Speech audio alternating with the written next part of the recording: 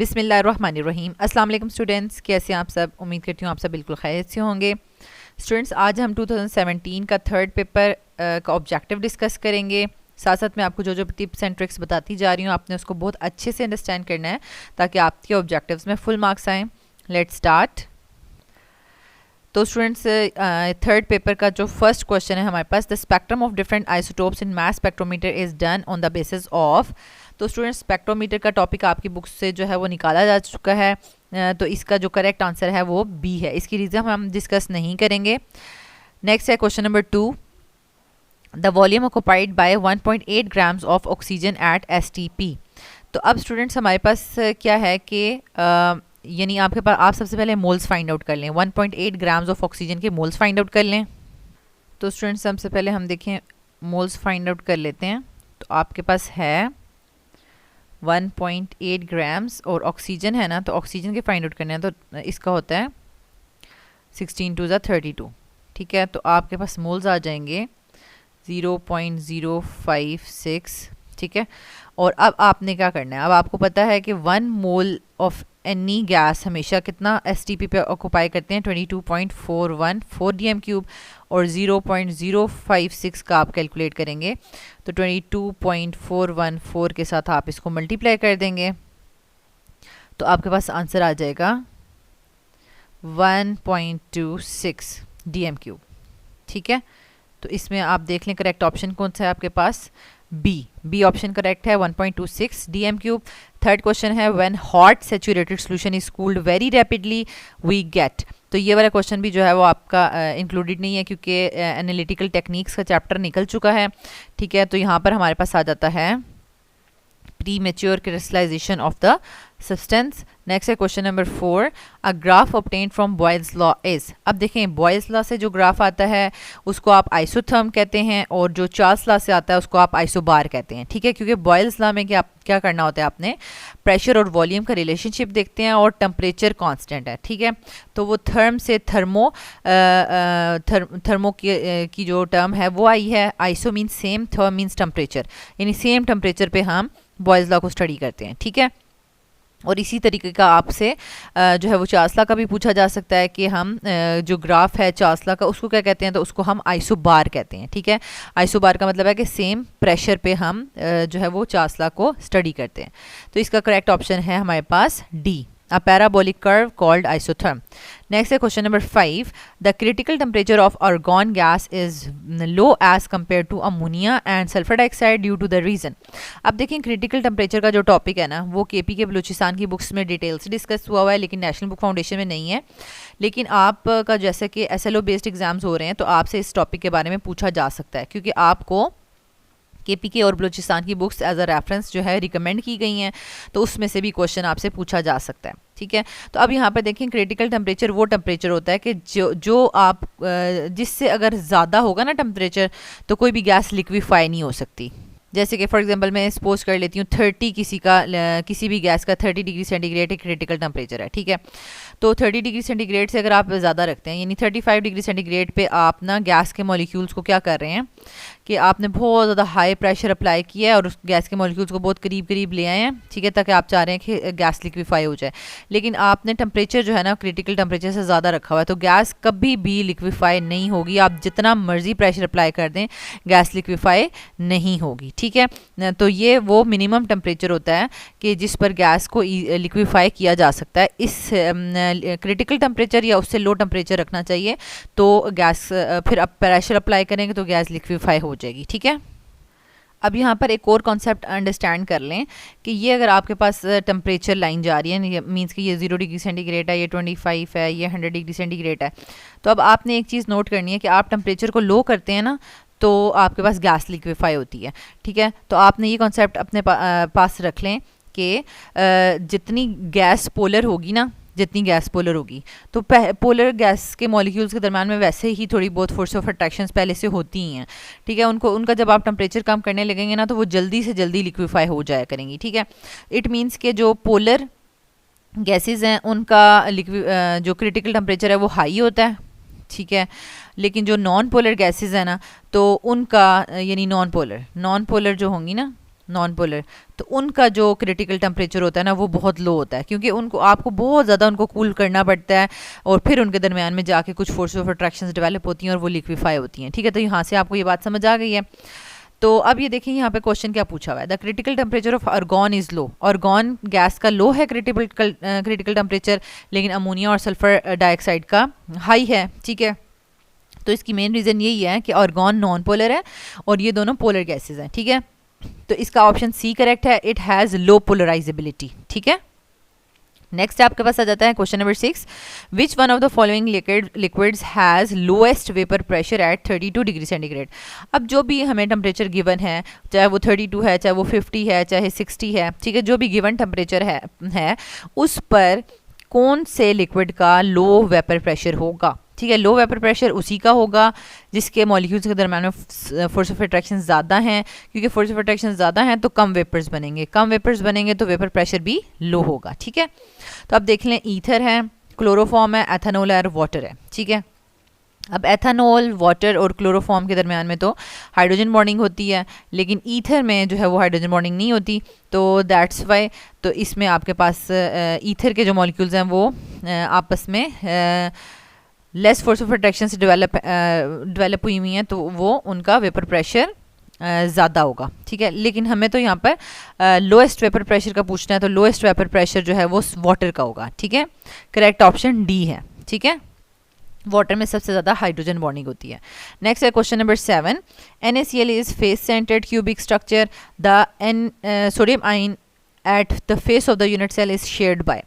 जो face of the unit cell होता है ना, अगर हम इस तरीके से एक ड्रॉ करते हैं, ठीक है, क्यूब ड्रॉ करते हैं, ठीक है, तो उसका ये जो होता है ना, ये फेस होता है। जैसे आपके पास एक आप जिस रूम में बैठे हुए हैं उस रूम की 4 वॉल्स हैं, ठीक है, वो 4 फेसेस हो गए उसके, और एक टॉप जो छत है और एक नीचे जो फ्लोर है। ठीक है, ये 6 फेसेस हैं। तो यहाँ पर हमें ये पूछा जा रहा है कि जो सोडियम आयन फेस पर प्रेजेंट है, ठीक है, तो वो कितने यूनिट सेल्स में शेयर हो रहा होता है। एक तो वो उसी यूनिट सेल में शेयर हो रहा है और एक उसके साथ वाले यूनिट सेल में शेयर हो रहा है जो बिल्कुल उसके साथ डायरेक्टली अटैच होगा उसी साइड पे। ठीक है, तो ये 2 ही यूनिट सेल्स में, अगर यहाँ पर एक यूनिट सेल और पड़ा हुआ है और इधर भी एक और यूनिट सेल पड़ा हुआ है, तो इसमें इन दोनों यूनिट सेल में इसकी कोई कंट्रीब्यूशन नहीं है, इस और इस यूनिट सेल में इस सोडियम आयन की कोई कंट्रीब्यूशन नहीं है। ठीक है, तो अब यहाँ से आपको पता चल गया कि जो फेस पर आइंस होंगे, जैसे सोडियम आयन है, वो कितने यूनिट सेल में कंट्रीब्यूट कर रहा है, 2 यूनिट सेल्स में, तो करेक्ट ऑप्शन है ए। ठीक है, नेक्स्ट है question number 8, when 6d orbital is complete the entering electron goes to. अब यहाँ पर एग्जामिनर ना बेसिकली आपसे इलेक्ट्रॉनिक कन्फिग्रेशन पूछना चाह रहा है कि आपको इलेक्ट्रॉनिक कन्फिग्रेशन का सीक्वेंस आता है, 1s2 2s2 2p, ये वाला सीक्वेंस आता है या नहीं। ठीक है, तो ये लिखने का सबसे आसान तरीका, वैसे मैंने इलेक्ट्रॉनिक कन्फिग्रेशन की एक वीडियो अपलोड की हुई है, आंसर्स ऑफ योर क्वेश्चन की प्लेलिस्ट है चैनल पे, उसमें आप देख सकते हैं। अगर आपको नहीं पता तो वहाँ पर मैंने स्टूडेंट्स को ये ट्रिक बताई थी। ठीक है, देखें, ये जैसे स्कूल, ठीक है, और यहाँ पर हमने बोलना है पब्लिक स्कूल, ठीक है, फिर हमने बोलना है डिवीजन पब्लिक स्कूल,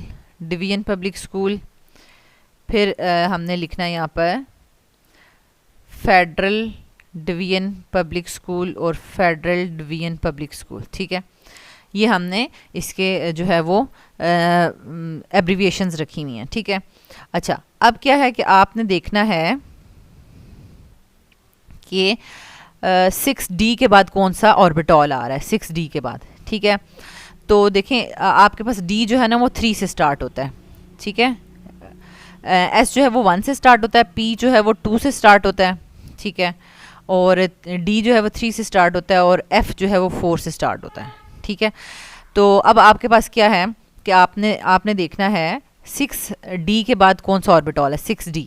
तो d का पहले आप देख लें, ये 3d है, ये 4d है, ये 5d है और ये 6d है। 6d के पास बाद आपके पास आता है ये वाला p। अब आपने बेसिकली क्या करना है, p देखना है कि ये कौन सा p है, 1p है, 2p है, 3p है, कौन सा p है। ठीक है, अब बिल्कुल यहाँ से स्टार्ट करेंगे, p को हम नंबरिंग करेंगे। ये आपके पास 2p है, ये 3p है, ये 4p है, ठीक है, ये 5p है और ये वाला 6p है और ये 7p है, ठीक है। मीन्स कि 6d के बाद 7p आ रहा है, ठीक है। तो इस तरीके से भी आप बता सकते हैं। और वो जो दूसरा मेथड है कि जिसमें हम इस तरीके से 1s 2s 2p 3s 3p 3d और 4s 4p 4d और 4f, इस तरह करके हम इसको ना ऐसे लाइंस के थ्रू इनको कट करते हैं, ठीक है। अब देखें आपको इस तरह से पूरा का पूरा काटना है, सिर्फ 1s और 2s को पहले अलग अलग से काटना है और फिर इस तरह से सीक्वेंस से ये चीज़ें कटती चली जाएंगी लाइंस में, ठीक है। इसकी थोड़ी प्रैक्टिस होनी चाहिए, उल्टा पुल्टा काटेंगे तो फिर वो सीक्वेंस भी गलत हो जाएगा, ठीक है। तो हमारे पास जो रिक्वायर्ड हमारा था, ठीक है, वो क्या था, 6d के बाद कौन आ रहा है, 6d के बाद 7p आ रहा है, ठीक है। तो ये हमारे पास सी ऑप्शन करेक्ट है। नेक्स्ट हमारे पास आ जाता है question number 9, which of the following molecules has zero dipole moment. Zero dipole moment उन मॉलिक्यूल्स का होगा जिनकी स्ट्रक्चर सिमेट्रिकल होगी और उनके डायपोल मोमेंट्स आपस में कैंसिल आउट हो जाएंगे, तो उनका डायपोल मोमेंट जीरो हो जाएगा, ठीक है। अब देखें जो अमोनिया है या क्लोरोफॉर्म है या वाटर है, तो इनके डायपोल्स आपस में कैंसिल आउट नहीं होते, लेकिन BF3 जो है उसके जो आपस में डायपोल्स हैं उनको हम ऐड करेंगे, जैसे वेक्टर एडिशन होती है तो उसका सम जो है वो ज़ीरो हो जाएगा, ठीक है। तो ये हमारे पास क्या हो जाएगा, ये वाला वो मॉलिक्यूल है जिसका डायपोल मोमेंट ज़ीरो है, ठीक है। नेक्स्ट हमारे पास आ जाता है question number 10, calorie is equals to, calorie किसके इक्वल होती है, 1 calorie is equals to 4.184 joules, ठीक है। तो ये आपको याद करनी है चीज़ें, ये यूनिट्स होते हैं, कुछ याद करने होते हैं। तो नेक्स्ट हमारे पास आ जाता है, ये सेकंड चैप्टर में आपको कैलोरीज या अर्ग्स का जो है वो यूनिट्स बताए हुए हैं। ये 11th चैप्टर इलेक्ट्रो थर्मो में आपको हो सकता है कैलोरीज का बताया हो, और जो सेकंड चैप्टर है उसमें आपको अर्ग्स का भी बताया हुआ है, जाउल्स को अर्ग्स में कैसे कन्वर्ट करते हैं, ठीक है। 1 joule is equal to 10⁻⁷ ergs. Next हमारे पास आ जाता है question number 11, the unit of equilibrium constant Kc for the reaction. अब इसका आपने यूनिट फाइंड आउट करना है। अब देखें प्रोडक्ट ओवर रिएक्टेंट्स करते हैं ना Kc में, तो प्रोडक्ट्स के 2 मोल्स हैं और नीचे रिएक्टेंट्स के 4 मोल्स हैं, ठीक है। तो आप इसमें इसको कर सकते हैं Kc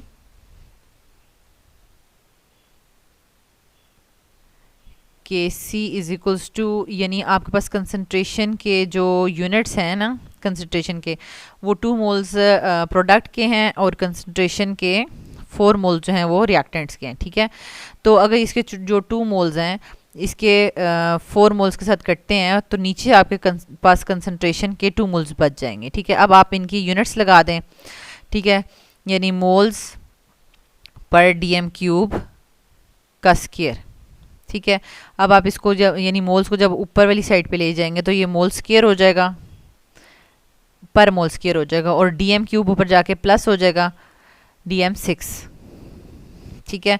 तो ये आपके पास आ जाएगा, फर्स्ट ऑप्शन करेक्ट है, ठीक है, dm6 और पर मोल स्क्वायर। नेक्स्ट है question number 12, if more solvent is added to the solution the value of heat of the solution. जब एक दफ़ा हीट ऑफ सोल्यूशन आपने मेजर कर लिया, अब जितना आप वाटर डालते रहेंगे उससे कोई फ़र्क नहीं पड़ने वाला, ठीक है, क्योंकि जब आपने हीट ऑफ सोल्यूशन मेजर करनी थी तो तब आप सॉल्वेंट तब तक ऐड करते जाते हैं जब तक आपके पास मज़ीद हीट जो है वो जो ऐड हो रही है या सब्ट्रैक्ट हो रही है या उसमें से रिएक्शन में से रिलीज़ हो रही है, तो वो कांस्टेंट नहीं हो जाती या स्टॉप नहीं हो जाती, ठीक है। तब तक आप उसको ऐड करते रहते हैं। तो जब एक दफ़ा हीट ऑफ सोल्यूशन आपने मेजर कर लिया है तो उसके बाद आप जितना भी सॉल्वेंट ऐड करें उससे कोई फ़र्क नहीं पड़ता, ठीक है, इट इज़ नॉट अफेक्टेड, ठीक है। ऑप्शन सी करेक्ट है यहाँ पर। नेक्स्ट है हमारे पास question number 13, if a strip of copper metal is dipped in a solution of ferrous sulphate.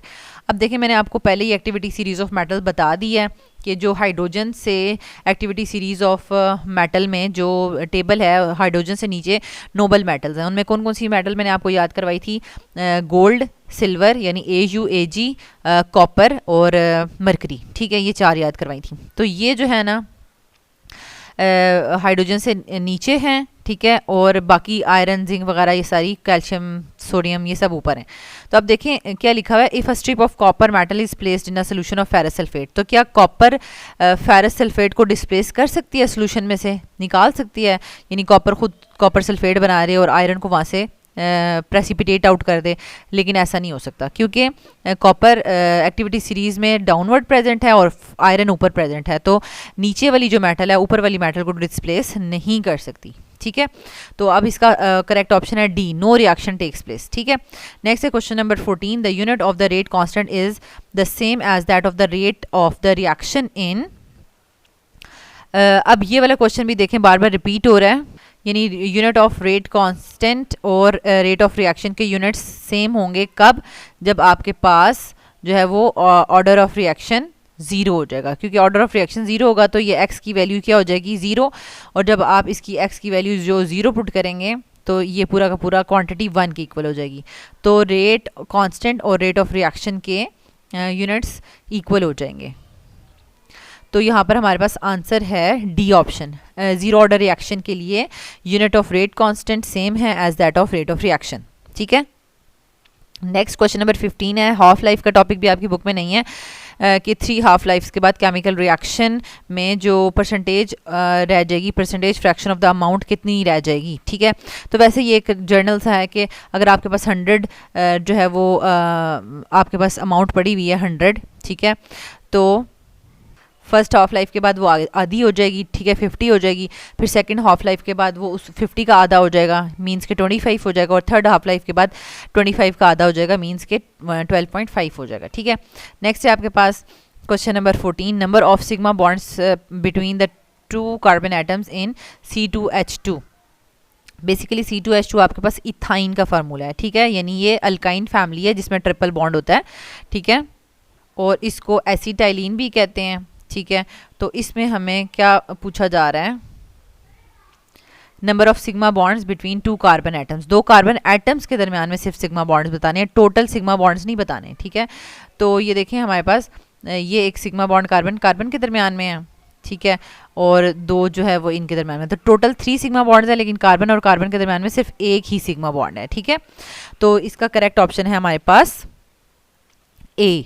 ठीक है, और लास्ट हमारे पास क्वेश्चन है, the iodine present in the water can be separated by which one of the following techniques. तो ये भी आपका एनालिटिकल टेक्निक को जो है वो निकाला जा चुका है, लेकिन हमारे पास आयोडीन सब्लिमेशन शो करती है। ठीक है, तो आयोडीन को सब्लिमेशन के थ्रू जो है वो हम सेपरेट कर सकते हैं। तो स्टूडेंट्स, यहाँ तक हमने क्वेश्चन नंबर जो 2017 का पेपर 3 था उसको डिटेल से डिस्कस कर लिया है। तो स्टूडेंट्स, अगर आपको कोई भी क्वेश्चन हो तो आप पूछ सकते हैं। देखें कितना आसान सा ऑब्जेक्टिव आ रहा है, आप इजीली 17/17 मार्क्स गेन कर सकते हैं। Thank you so much students for watching this video. अल्लाह ताला आपको बहुत आसानियाँ अता फरमाए और आसानियाँ तकसीम करने का शर्फ अता फरमाए। आमीन।